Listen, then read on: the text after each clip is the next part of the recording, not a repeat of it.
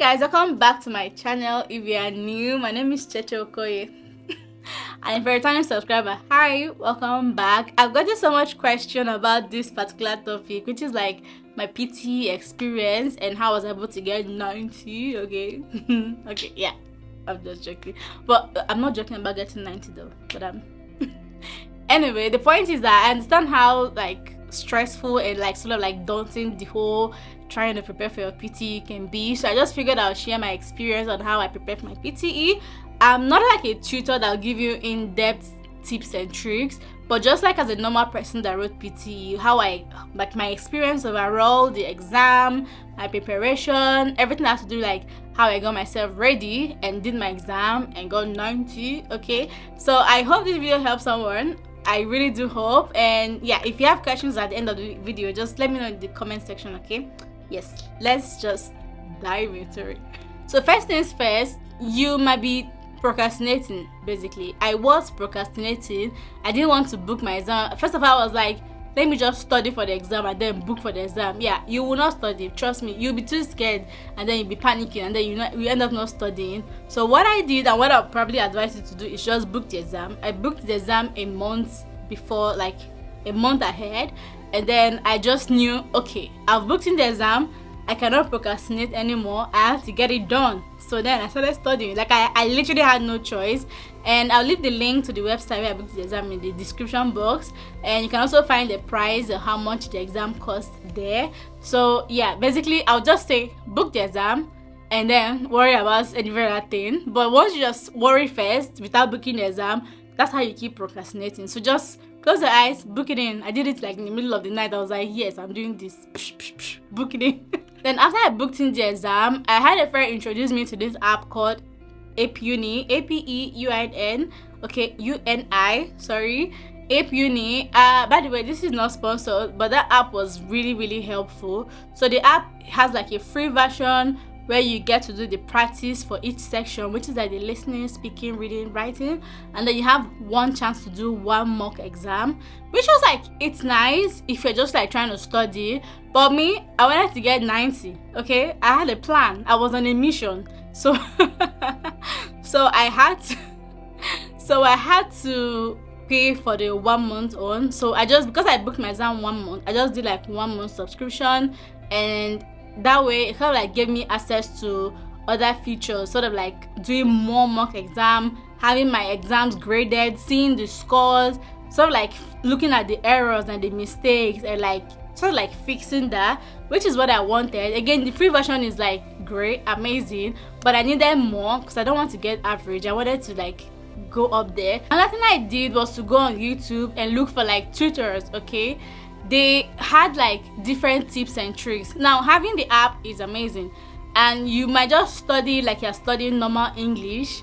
Yeah, that's nice, but these exams are very tricky, right? It's not really what you see, right? There are tips and tricks on how to sort of like pass each section, and that's what those YouTube videos did. There are lots of tutors. I found so many people. So what I did was just go on YouTube, just do like, let's say, PTE reading session tips and tricks, right? You see a bunch of videos talking about tips and tricks reading exam. I just picked a couple, I read it, saw like the cohesion with what they were all saying basically, and then used those tips and tricks to start studying in that app, and it was amazing. One thing that helped me getting all those tips and tricks was to do the mock exam. Now I did the individual practice, like individual section practice, amazing, but doing the mock exam was like trying to get a feel of what the actual exam is, the format, trying to make sure I finish within the time given,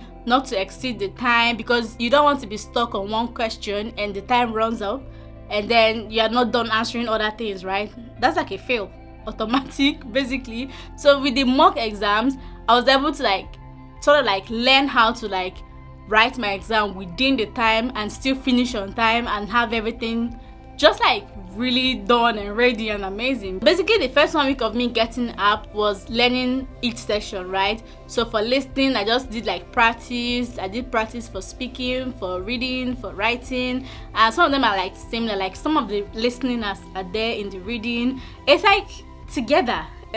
you will get it when you get the app. You understand what I'm saying right now? So basically I did the practice first, and then for the remaining 3 weeks I just focused on like writing the mock test, right? Writing that was like, I would say honestly, personally, that was what helped me even like the most. That's what helped me the most. Writing those mock exams, like it really helped, because then I was able to like see where I'm failing and like look for, basically like try to improve those places that I was failing. So every day I did about like 1 mock test. Sometimes I do 2 if I have like free time in my hand, but I really did I'm not gonna lie, I really studied like my life depended on it, like because I needed my PTE for different things, and I needed to get at least 80 on each to be able to like use it for what I wanted to use it for. So that's why I did. So you kind of have to study, right? You might want to just wing it, that's fine if that works for you. But if you're aiming to get 90 and like 85, right, you actually have to put in the work. Fast forward to the exam day, I would say wear something simple, okay? Try to avoid wearing like a jacket or like a face cap, because they will set you like a thief, which is like really weird, because you guys need to calm down. And there are like so many cameras just in the front, like at the entrance. Where I did my exam, they had this locker where they give you a key and you put everything that you have. If you're wearing like a wristwatch that is electronic, like your Apple wristwatch or like electronic wristwatch, right, they'll take you put your phone, you put your bag, you put your cap, your jacket, every single thing. You just need to be plain, all right? And also I wear glasses, so they kind of like, they wanted me to take my glasses, but first of all they had to the candy, that is something they put on, I don't know, they just put my glasses on top of something, and it's sort of like checked if it's like electronic or actually medicated glasses. So well, it was medicated because the girl needs to see. So they checked all that, and then they'll give you a pen, 2 pens and 2 pieces of paper, like plain paper, and then they'll take you to your own cubicle. So actually I was expecting to have like a room to myself because of like all the speaking that I have to do, right? But no, they put me in a room with like 6 people, 2, 4, 6, yeah, 6 people, and there's camera everywhere. I mean, yeah, there are like cubicles, but yeah, like in the room with 6 people, so you can hear what everybody's saying. Basically they had cameras everywhere. Like it just felt like I was entering inside like this highly secured, maybe the White House or like the government house. It was just too serious. I'm like, yeah, but it's just an exam, just chill, it's not that deep. But it had cameras everywhere, and even the front of the desktop, there's also like a camera looking right into your eyes. And the desktop is old, it's like one of those old desktop, it's not a cute type. And the keyboard, let me tell you something, right? I found using the keyboard a bit difficult, because when I was practicing at home, I used like my MacBook, right? And the keyboard is soft. So if you have like a laptop and you're practicing, it's soft. It's kind of like a bit soft, right? It's not like when you're typing things, it's sort of like smooth. But you know all those like old keyboards, like taka, taka, taka, taka, not the it was just like all those keyboards that are like thick, the widths are like thick. I'm like, you guys need to invest in something modern, something new. Just anyway, basically that's how I felt that day, because that keyboard was just too much. Keyboard sort of like posed a little bit of challenge, because first of all, the noise, you're hearing everybody doing taka, taka, taka, taka, taka. That's how it sounds, like taka, taka, taka, taka, taka. So you're hearing everybody doing all that, and also you can easily make a mistake when you're writing something because of how thick it is. Your hands can mistakenly press a T instead of an R, and then everything just anyway. So when it comes like the actual exam, I'll say 2 things to keep in mind is the time, all right? Because you've done the mock exam, you've practiced your time, so that should be good. But keep the time in mind. Just make sure that you are within the time given, right? You don't want to be stuck on one question and sort of like, you know, lose your time. That would be sad if you've prepared so much for it. So make sure not to spend too much time on one question, and just keep your eyes on don't focus on the time, but keep your eyes on the time, so that you don't that would be sad, right? Oh, another thing is, if you should pee, I know, use the bathroom before the exam, because if you're in the middle of the exam and you're pressed and you need to go use the bathroom, they're not going to pause your exam for you. If you get up from that seat and go to the bathroom, your time is counting. So when you come back, you continue, but your time is counting. And that is annoying. Well, that is the reality of it, but it's annoying. So try as much as possible to don't drink too much water, don't eat too much food, don't eat something that will trouble your stomach. Don't do that, because you can't pause your exam. Sadly, you can't pause it, and it's computer based, so it's not like you drop your pen and come back later. No. So don't try to pee, don't try to get up from your seats. They may tell you. I'm not quite sure if they mentioned that. I learned this from watching videos, right? So once you get up to go pee, your time just goes. So again, pee before you start. Try not to drink too much water before your exam. Try not to eat something that will trouble your tummy before the exam. Please, I beg you. Thank you. So when it came to like my speaking, one thing that helped me was to speak very clear, right, and fluent. And fluent doesn't mean you know how to pronounce all the words. I mean, look at me, I still struggle to pronounce certain words, right? But fluent is not you pronouncing every single word absolutely correct. There are words that we kind of like struggle with, right? I mean, English is not our first language basically, but fluent is like just being like flowing. So try to flow when you're speaking and be clear. Again, you don't need to scream. You have this headset they will give you, right? And it's like, let's just say this is the headset, right? You know those ones that customer service guys used to wear, and it has like speaker in the mouth, or like the way you speak, right? Don't bring it too close to your mouth. That will not make too sense, because it will kind of like muffle your words, right? And also don't take it too far. Just keep it like at a reasonable distance, if that makes sense. And don't worry about every other person speaking. The mic is going to just pick up your voice, right?